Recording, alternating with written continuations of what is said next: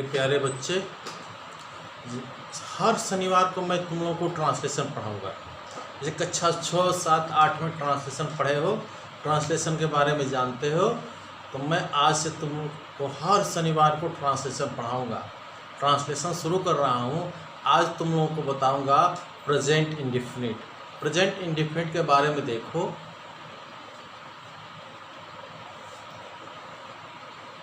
Translation,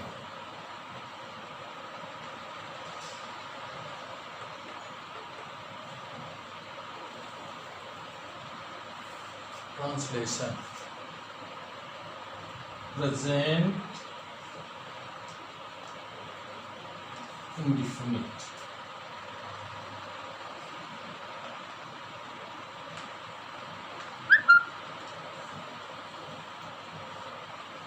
present indefinite आज पढ़ा रहा हूँ।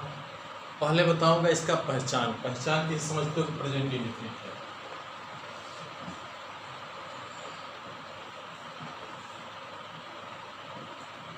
जब किसी भी हिंदी वाक्य का अंत ता है, ती है, ते है से समाप्त होता है, उसे प्रेजेंट इंडेफिनिट करना। प्रेजेंट इंडेफिनिट कहते हैं लड़के। हमेशा टेंस पहचानने के लिए हमेशा हिंदी वाक्य के अंत को ही देखते हैं। हिंदी वाक्य के अंत को देखेंगे। जैसे वह विद्यालय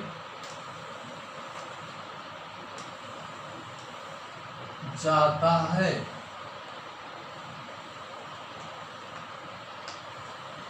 आप कैसे पहचानेंगे कि प्रेजेंट इंडेफिनिट है कि नहीं? तो केवल लास्ट शब्द, कितना भी बड़ा वाक्य हो, और लास्ट में देखेंगे किससे समाप्त हो रहा है। तो देखो ता है से समाप्त, ता है समाप्त। जब वाक्य ता है, ती है, ते है,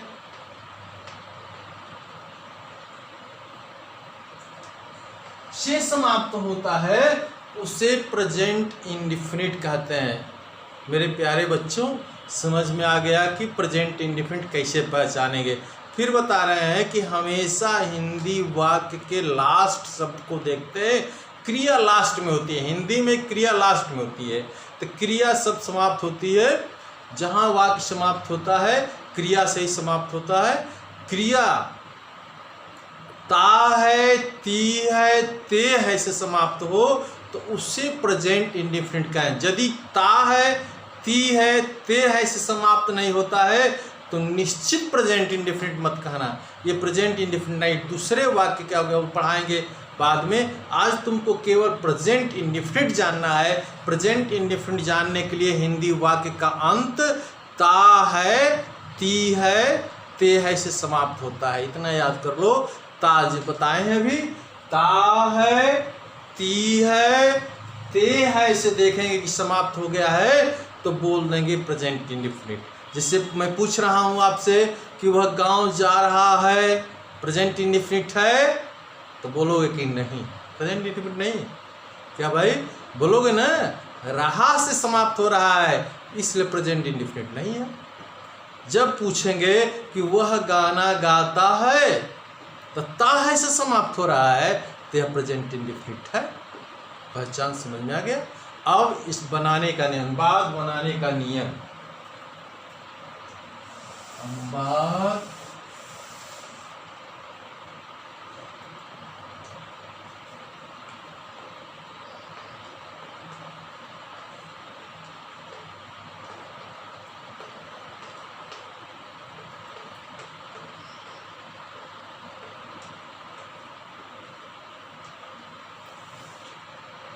जब कर्ता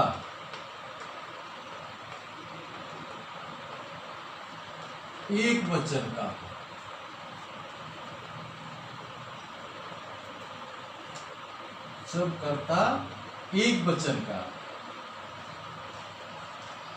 ही हो, जब कर्ता एक वचन का हो तो क्रिया में यस या यस जोड़ते हैं।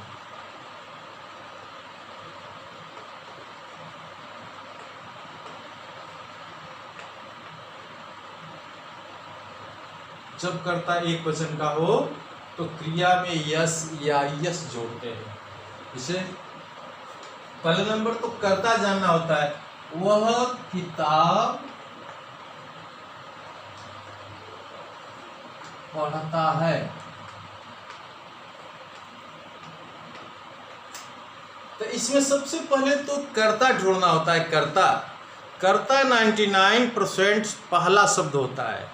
कर्ता जैसे हम लोग घर बोलते हैं कर्ता धर्ता, यानी जो उस वाक्य में काम करता है उसी को कर्ता कहते हैं। करने वाले को कर्ता कहा जाता है। उस वाक्य में जो काम कर रहा है उसी को कर्ता, अंग्रेजी में सब्जेक्ट कहते हैं। अंग्रेजी में सब्जेक्ट तो कर्ता इस समझ लो पहला 99% बता रहे हैं, 99% बता रहे हैं कि पहला शब्द ही कर्ता होता है। करने वाले को कर्ता कहते हैं। कर्ता माने करने वाला। हम लोग घर बोलते हैं भैया वही फलाना कर्ता धरता है, नहीं, वही मेन शब्द है, वही मेन व्यक्ति है। तो कर्ता एक वचन का हो। एक वचन जानते हो अंग्रेजी में सिंगुलर है, प्लूरल है, एक वचन है, बहुवचन है। एक व्यक्ति एक वस्तु का बोध होता है उसे एक वचन कहते हैं। एक से अधिक वस्तु व्यक्ति का बोध होता है उसे बहुवचन कहते हैं, प्लूरल कहते हैं। जान रहे हो? तो वह जो है ही, सी, इट तथा एक वचन के साथ सदैव क्रिया में यस या यस जोड़ते हैं। अब प्रश्न उठेगा कि यस कहाँ जोड़ें, यस कहाँ जोड़ें। देखो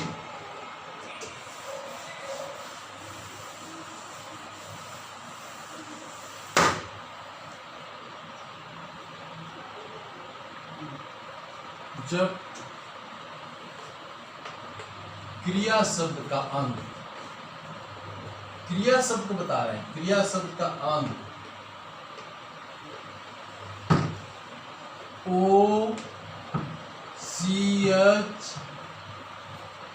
S H double S X से समाप्त होता है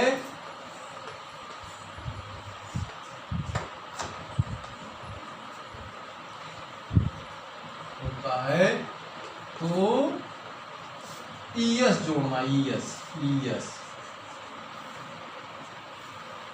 अब बाकी सबके साथ, बाकी सभी क्रियाओं में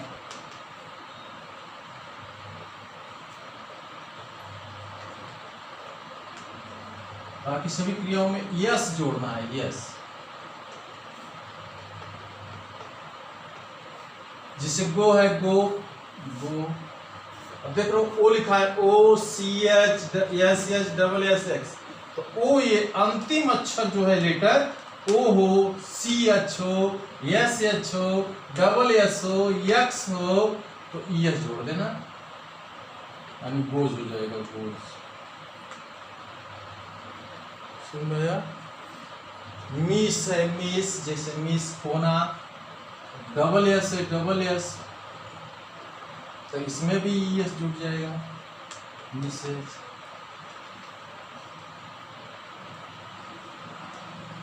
इसे रीड है, रीड, RED। अब देख लो ओ नहीं है, CH नहीं है, डबल एस नहीं है, SH नहीं है, एक्स नहीं है, तो केवल यस जोड़ दिया जाएगा, यस। मालूम हो गया कहाँ यस जोड़ेंगे, कहाँ ES जोड़ेंगे।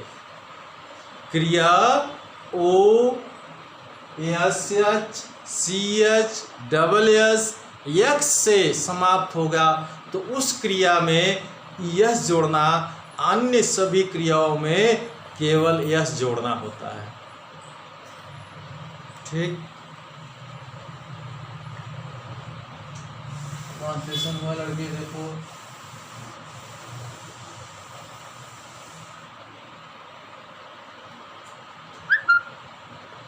वह किताब पढ़ता है, तो ट्रांसलेशन बनाएंगे लड़के। सबसे पहले लड़के वह सब्जेक्ट है। यदि कोई लड़के को डाउट हो कि सब्जेक्ट हमको नहीं पता चल रहा है, कर्ता पता नहीं चल रहा है, तो क्रिया के पहले कौन लगा देता है, तो उत्तर उस वाक्य से मिलता है। उत्तर इससे कौन पढ़ता है, इसी वाक्य में से उत्तर बताना है तुमको। इसी वाक्य में से उत्तर बताना है कि वह किताब पढ़ता है, वह किताब पढ़ता है। तो पढ़ता क्रिया है, उसके पहले कौन लिख दो, कौन पढ़ता है, तो उत्तर हो गया वह कर्ता हो गया। तो अब इसको देखो कि सिंगुलर है कि प्लूरल है, एक वचन है कि बहुवचन है। सिंगुलर रहेगा तो क्रिया में यस या यह जोड़ना होगा, और कर्ता बहुवचन होगा, आई होगा, वी होगा, यू होगा, दे होगा। तो क्रिया को ज्यों का त्यों अर्थात क्रिया का मूल रूप ही लिखते हैं। ही एक वचन हो गया, इसके बाद क्रिया लिखेंगे रेड, अब इसमें यस जोड़ा जाएगा, रेड्स हो गया। किताब, एक किताब का बोध है तो अब बुक लिख देंगे, हो गया, ट्रांसलेशन बन गया। वह किताब पढ़ता है। इसका शब्दों का क्रम सब्जेक्ट, वर्ब, ऑब्जेक्ट ऐसे चलता है। Subject, verb, object. देखो वह लड़के मैदान में खेलते हैं।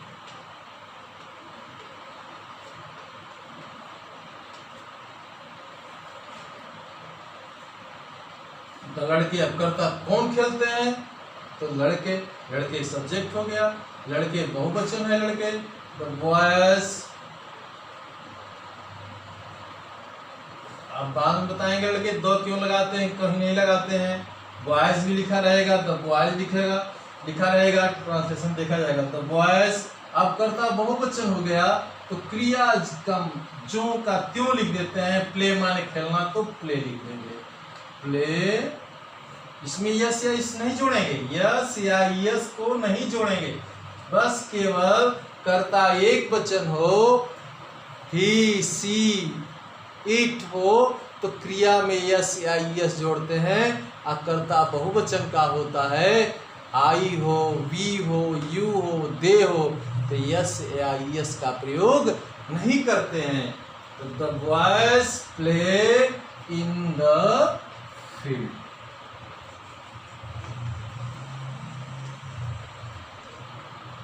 फिर बताएंगे ट्रांसलेशन। अब आज केवल तुम लोगों को सिंपल सेंटेंस में ट्रांसलेशन बनाने के लिए दे रहा हूं। घर पर ट्रांसलेशन बनाना है लड़के, लिख लो, बनाओ।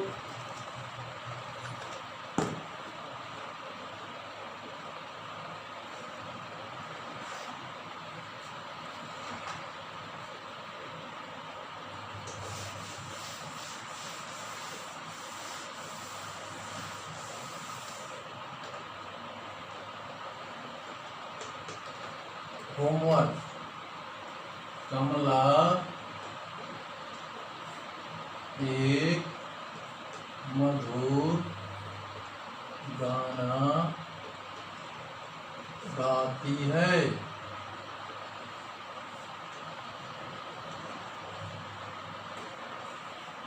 दूसरा, लड़के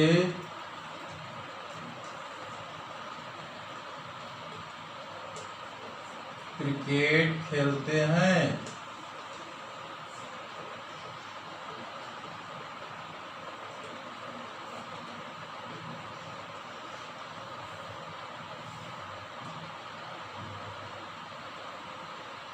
मैं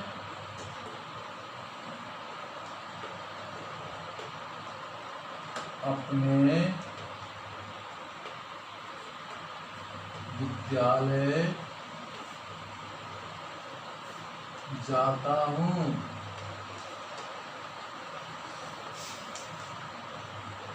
चौथा,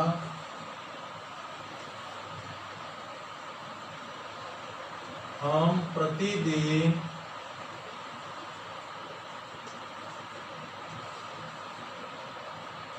पाठ याद करते हैं।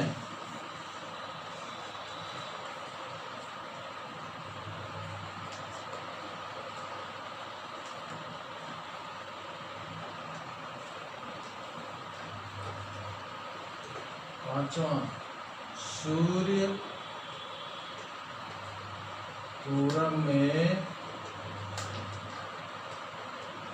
निकलता है।